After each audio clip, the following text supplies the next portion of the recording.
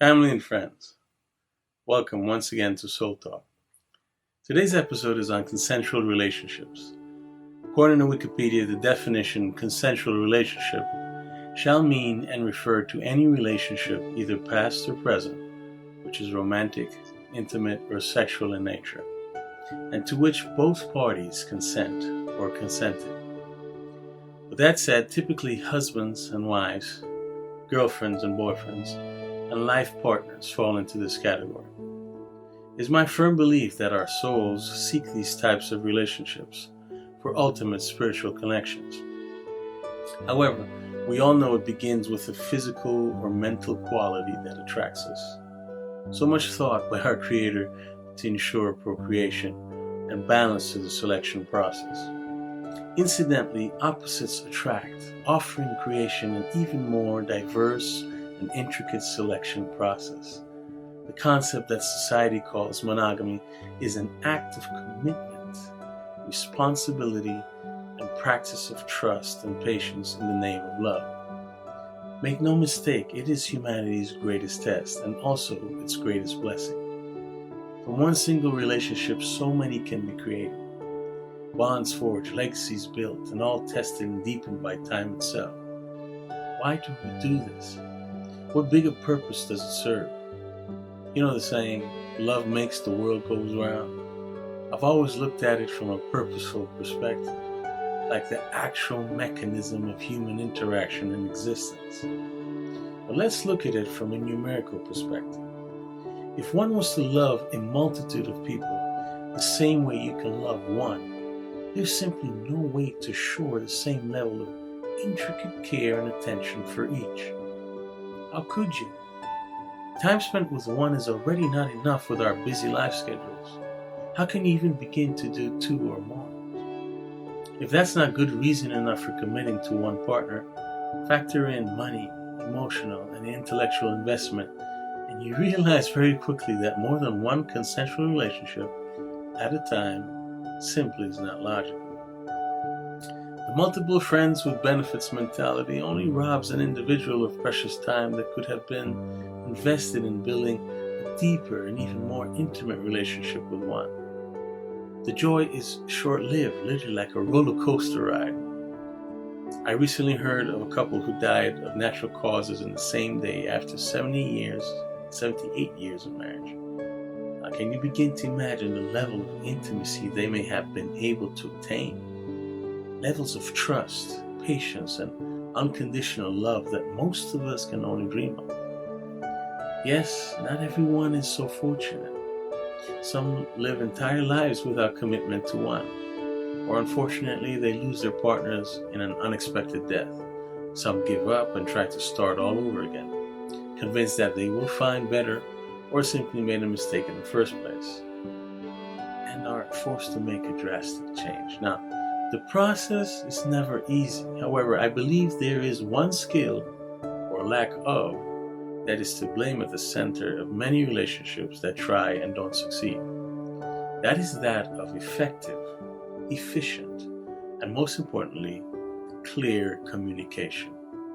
Now, anyone that knows me well knows that it is my biggest concern regarding humanity.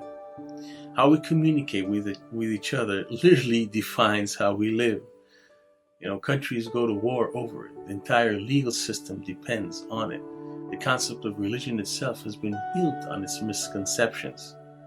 Yes, it's that big.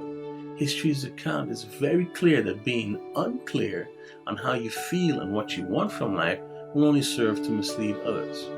And the core of the problem I've discovered is that fact that majority of us don't know what we want. At best, we're left deniably confused. This is why I decided to cover this episode here, because if you're following what I am saying, you will realize that I firmly believe that love of God, self, and family are crucial to knowing what you want from life. It is really that simple. Not easy, but simple. There's no educational system in the world that will teach this. It can only be realized, unfortunately, through trial and error. Some of us have the advice of elders. Even then, some of us must experience the lesson sometimes at a large cost to life. finances, emotional and physical health. So I'm here to tell you it's all okay. It's all God's design. It's all part of your individual journey and not something to regret, but rather to gain knowledge from. The best advice usually comes from first-hand experience. However, we must realize that not everyone's perspective is the same. One person's advice on a particular situation may not be the same for yours. Again, this is why it is very important to know yourself very well.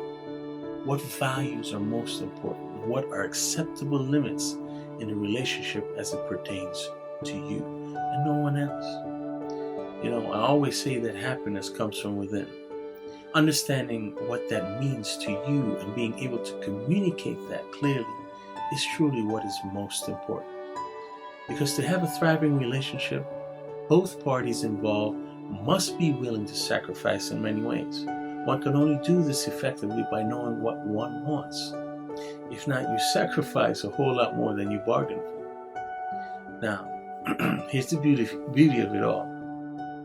You can start communicating effectively at any time. It is never too late to start. I personally know of couples who just started truly communicating after 20 years of marriage, and some who are still have not after 50 years of marriage. It certainly can happen. Then usually someone or both individuals in the relationship end up truly unhappy. Now, don't be mistaken. I firmly believe there is no such thing as a perfect relationship. There will always be something that you will not like about your partner. This is where the infamous 80-20 rule factors in. See, on paper, you should always be able to live with at least 80% of your partner's qualities. And as a rule of thumb, why you should never leave that 80% for the missing 20%. However, you can only do this by, again, knowing clearly what you want out of life and being able to, again, clearly communicate. With that said, we can deduce that having multiple consensual relationships can prove to be stressful, financially reckless, and emotionally painful, just to name a few. A short ride with highs and lows that come to an abrupt end. For someone that is aware of their spiritual health and limited time that life offers us, a single relationship will always be more logical and much more fulfilling.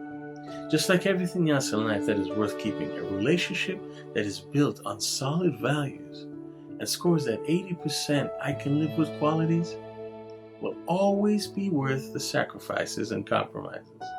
Anyone that tells you otherwise is simply not looking out for your best interests. Again, very crucially understanding all this is the role of effective and clear communication, a topic I plan to cover on its own on a future episode. Without it, you are condemning yourself to a life of maybes and I don't knows. With that, unhappiness and its many forms will control the outcome of your life. Pray that my views on this particular subject bring some clarity to you and yours. Aspiring to love someone unconditionally requires time, trust, compromise, respect of self and partner, effective and clear communication, and a solid relationship with God. Stay tuned for my next episode, Professional Relationships. Until then, may you have a meaningful and purposeful week. God bless.